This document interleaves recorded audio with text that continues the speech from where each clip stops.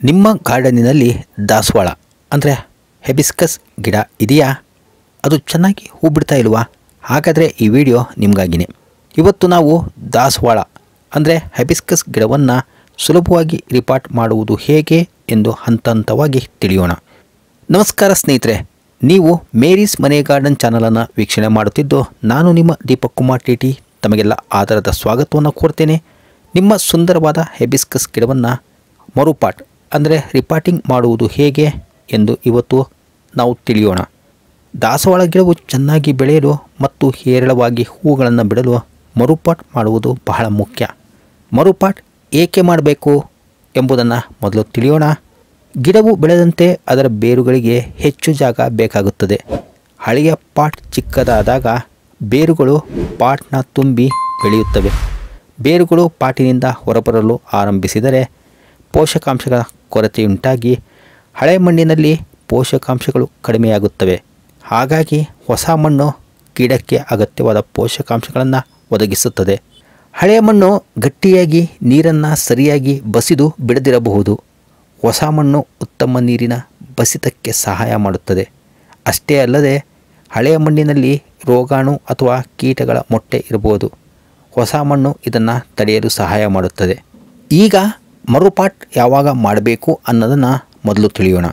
ಪಾಟ್ನ ಕೆಳಗೆ ಡ್ರೈನೇಜ್ ರಂಧ್ರಗಳಿಂದ ಬೇರುಗಳು ಹೊರಗೆ ಬರುತ್ತಿದ್ದರೆ, ಗಿಡದ ಬೆಳವಣಿಗೆ ಕುಂಠಿತಗೊಂಡಾಗ ಅಥವಾ ಹೂಗಳು ಕಡಿಮೆಯಾದಾಗ ಹಾಗೂ ಸಾಮಾನ್ಯವಾಗಿ ಪ್ರತಿ 1 ರಿಂದ 2 ವರ್ಷಕ್ಕೊಮ್ಮೆ ದಾಸವಾಳದ ಗಿಡವನ್ನು ಮರುಪಾಟ್ ಮಾಡುವುದು ಉತ್ತಮ. ರಿಪಾಟ್ ಮಾಡಲು ವಸಂತಕಾಲ ಅಂದರೆ ಮಾರ್ಚ್ ಏಪ್ರಿಲ್ ತಿಂಗಳು ಅತ್ಯುತ್ತಮ ಸಮಯ. ಏಕೆಂದರೆ ಈ ಸಮಯದಲ್ಲಿ ಗಿಡವು ಸಕ್ರಿಯವಾಗಿ ಬೆಳೆಯಲು ಆರಂಭಿಸುತ್ತದೆ. ಸ್ನೇಹಿತರೆ, ಈಗ ರಿಪಾಟ್ ಮಾಡಲು ಬೇಕಾದಂಥ ವಸ್ತುಗಳು ಯಾವುವು ಎಂಬುದನ್ನು ತಿಳಿಯೋಣ. ಹಳೆಯ ಪಾಟ್ಗಿಂತ ಕನಿಷ್ಠ 1 ರಿಂದ 2 ಇಂಚು ದೊಡ್ಡದಾದಂತಹ ಹೊಸ ಪಾಟ್ ಆಯ್ಕೆ ಮಾಡಿ. ಮಣ್ಣಿನ ಪಾಟ್ ಅಥವಾ ಪ್ಲಾಸ್ಟಿಕ್ ಪಾಟ್ ಎರಡೂ ಅತ್ಯುತ್ತಮವಾದದ್ದು.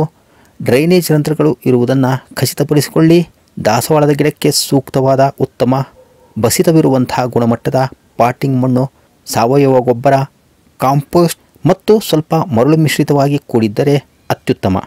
ಕೈಗಳಿಗೆ ಮಣ್ಣು ಅಂಟಿಕೊಳ್ಳದಿರುವುದನ್ನು ತಪ್ಪಿಸಲು ಕೈಗವಸು ಅಂದರೆ ಗ್ಲೌಸನ್ನು ಬಳಸಿ. ಮಣ್ಣು ತೆಗೆಯಲು ಮತ್ತು ಹಾಕಲು ಸಣ್ಣ ಕೈ ಸಲಾಕೆ ಅಂದರೆ ಟ್ರಾವೆಲನ್ನು ಬಳಸ್ಕೋಬೋದು. ಕೆಲಸ ಮಾಡಲು ಮತ್ತು ಮಣ್ಣು ಚೆಲ್ಲದಿರುವುದನ್ನು ತಪ್ಪಿಸಲು ಸಮತಟ್ಟಾದ ಮೇಲ್ಮೈ ಅಂದರೆ ಟಾರ್ಪಲ್ ಅಥವಾ ಯಾವುದಾದ್ರೂ ಶೀಟನ್ನು ಉಪಯೋಗಿಸಿ. ಇದರ ನಂತರ ಚೂಪಾದ ಕತ್ತರಿ ಪ್ರೂನಿಂಗ್ ಶೀರ್ಸ್ ಅಗತ್ಯವಿದ್ದರೆ ಬೇರುಗಳನ್ನು ಕತ್ತರಿಸಲು ಬಳಸಿ. ಮರುಪಾಟ್ ಮಾಡಿದ ನಂತರ ನೀರು ಹಾಕಲು ನೀರು ರೆಡಿಯಾಗಿಟ್ಕೊಂಡಿರಿ. ಈಗ ಮರುಪಾಟ್ ಮಾಡುವ ವಿಧಾನವನ್ನು ಹಂತ ಹಂತವಾಗಿ ತಿಳಿಯುತ್ತಾ ಹೋಗೋಣ. ಮೊದಲ ಹಂತವೆಂದರೆ ಸಿದ್ಧತೆ. ಇದರಲ್ಲಿ ಮರುಪಾಟ್ ಮಾಡುವ ಮೊದಲು ಗಿಡಕ್ಕೆ ಚೆನ್ನಾಗಿ ನೀರು ಹಾಕಿ. ಇದು ಮಣ್ಣನ್ನು ಸಡಿಲಗೊಳಿಸಲು ಸಹಾಯ ಮಾಡುತ್ತದೆ ಮತ್ತು ಗಿಡವನ್ನು ಪಾಟಿನಿಂದ ಹೊರತೆಗೆಯುವುದು ಸುಲಭವಾಗುತ್ತದೆ. ಈಗ ಕೆಲಸ ಮಾಡುವ ಸ್ಥಳದಲ್ಲಿ ಟಾರ್ಪಲಿನ್ ಅಥವಾ ದೊಡ್ಡ ಶೀಟಿನ ಹಾಸನ್ನು ಹಾಕಿ. ಹೊಸ ಪಾಟ್ನ ತಳಭಾಗದಲ್ಲಿ ಡ್ರೈನೇಜ್ ರಂಧ್ರಗಳನ್ನು ತೆರೆದಿರುವಂತೆ ಖಚಿತಪಡಿಸಿಕೊಳ್ಳಿ. ಈಗ ಎರಡನೇ ಹಂತ, ಗಿಡವನ್ನು ಪಾಟ್ನಿಂದ ಹೊರತೆಗೆಯುವುದು.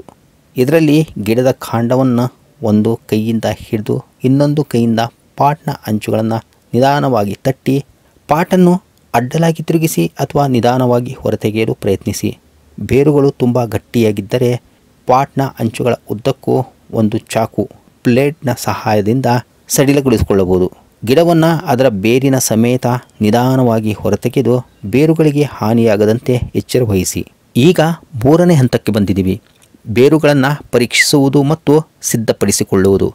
ಗಿಡವನ್ನು ಹೊರತೆಗೆದ ನಂತರ ಬೇರುಗಳನ್ನು ಪರೀಕ್ಷಿಸಿ. ಬೇರುಗಳು ಗಟ್ಟಿಯಾಗಿ ಸುತ್ತಿಕೊಂಡಿದ್ದರೆ, ರೂಟ್ ಬಾಂಡ್ ಆಗಿದ್ದರೆ ಅವುಗಳನ್ನು ನಿಮ್ಮ ಬೆರಳುಗಳಿಂದ ನಿಧಾನವಾಗಿ ಸಡಿಲಗೊಳಿಸಿ. ಹಾನಿಗೊಳಗಾದ ಕಪ್ಪಾಗಿ ಅಥವಾ ಕೊಳೆತ ಬೇರುಗಳನ್ನು ಚೂಪಾದ ಕತ್ತರಿಯಿಂದ ಕತ್ತರಿಸಿ. ಇದು ಹೊಸ ಆರೋಗ್ಯಕರ ಬೇರುಗಳ ಬೆಳವಣಿಗೆಗೆ ಸಹಾಯ ಮಾಡುತ್ತದೆ. ಹಳೆಯ ಮಣ್ಣಿನ 20 ರಿಂದ 30% ಭಾಗವನ್ನು ಬೇರುಗಳಿಂದ ನಿಧಾನವಾಗಿ ತೆಗೆದುಹಾಕಿ. ಈಗ 4ನೇ ಹಂತದಲ್ಲಿದ್ದೀವಿ, ಅಂದರೆ ಪಾಟ್ನಲ್ಲಿ ಮಣ್ಣು ಸೇರಿಸುವುದು. ಹೊಸ ಪಾಟ್ನ ತಳಭಾಗದಲ್ಲಿ ಸುಮಾರು 2 ರಿಂದ 3 ಇಂಚುಗಳಷ್ಟು ತಾಜಾ ಪಾಟಿಂಗ್ ಮಣ್ಣನ್ನು ಹಾಕಿ. ಗಿಡವನ್ನು ಹೊಸ ಪಾಟಿನ ಮಧ್ಯದಲ್ಲಿ ಇರಿಸಿ. ಗಿಡದ ಮೇಲ್ಭಾಗವು ಹಳೆಯ ಪಾಟ್ನಲ್ಲಿ ಇದ್ದ ಅದೇ ಮಟ್ಟದಲ್ಲಿ ಹೊಸ ಪಾಟ್ನಲ್ಲಿ ಇರಬೇಕು ಎಂಬುದನ್ನು ಖಚಿತಪಡಿಸಿಕೊಳ್ಳಿ. ಗಿಡದ ಬುಡವು ಪಾಟ್ನ ಅಂಚಿನಿಂದ ಸುಮಾರು 1 ಇಂಚು ಕೆಳಗೆ ಇರಬೇಕು. ನೀರು ಹಾಕಿದಾಗ ಮಣ್ಣು ಚೆಲ್ಲದಿರಲು ಇದು ಸಹಾಯವಾಗುತ್ತದೆ. ಈಗ 5ನೇ ಹಂತದಲ್ಲಿದ್ದೀವಿ. ಇದರಲ್ಲಿ ಮಣ್ಣು ತುಂಬುವುದು.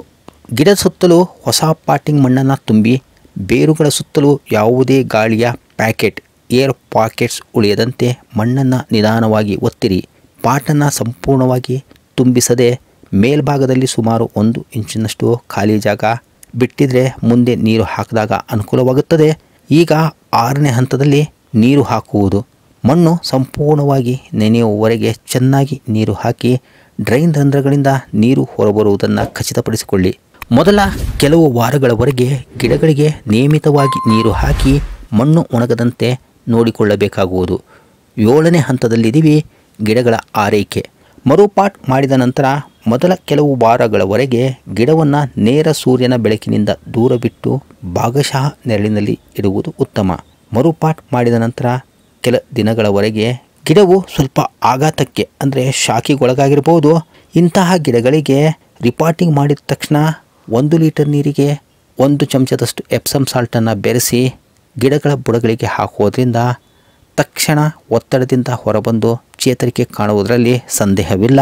ಕನಿಷ್ಠ 1 ತಿಂಗಳವರೆಗೆ ಯಾವುದೇ ರೀತಿಯ ಹೊಸ ಗೊಬ್ಬರಗಳನ್ನು ಹಾಕುವುದು ಬೇಡ. ಕಾರಣವೇನೆಂದರೆ ಹೊಸ ಮಣ್ಣಿನಲ್ಲಿ ಸಾಕಷ್ಟು ಪೋಷಕಾಂಶಗಳು ಇರುತ್ತವೆ. ಸದ್ಯಕ್ಕೆ ಅಷ್ಟೇ ಸಾಕಾಗುತ್ತದೆ. ಗಿಡವು ಹೊಸ ಪಾಟಿನಲ್ಲಿ ಸ್ಥಿರವಾದ ನಂತರ ನೀವು ಅದನ್ನು ಸಾಮಾನ್ಯ ಆರೈಕೆಗೆ ಮರಳಿಸಬಹುದು. ನಿಮ್ಮ ಹೈಬಿಸ್ಕಸ್ ಗಿಡದ ಬಗ್ಗೆ ಇನ್ನಷ್ಟು ಪ್ರಶ್ನೆಗಳಿವೆಯೇ? ಕಮೆಂಟ್ ವಿಭಾಗದಲ್ಲಿ ಕೇಳಬಹುದೆಂಬ ಮಾಹಿತಿಯನ್ನು ಹಂಚಿಕೊಂಡ ಈ ವಿಡಿಯೋ ನಿಮಗೆ ಉಪಯೋಗವಾಗಿದ್ದರೆ ದಯವಿಟ್ಟು ಲೈಕ್ ಮಾಡಿ, ನಿಮ್ಮ ಸ್ನೇಹಿತರೊಂದಿಗೆ ಹಂಚಿಕೊಳ್ಳಿ ಮತ್ತು ನಮ್ಮ ಚಾನಲ್ಗೆ ಸಬ್ಸ್ಕ್ರೈಬ್ ಮಾಡಿಕೊಳ್ಳಿ. ಮುಂದಿನ ವಿಡಿಯೋದಲ್ಲಿ ಮತ್ತೆ ಸಿಗೋಣ. ಅಲ್ಲಿಯವರೆಗೂ ಸರ್ವೇ ಜನಾಃ ಸುಖಿನೋ ಭವಂತು. Happy gardening. ಧನ್ಯವಾದಗಳು. ನಮಸ್ಕಾರ.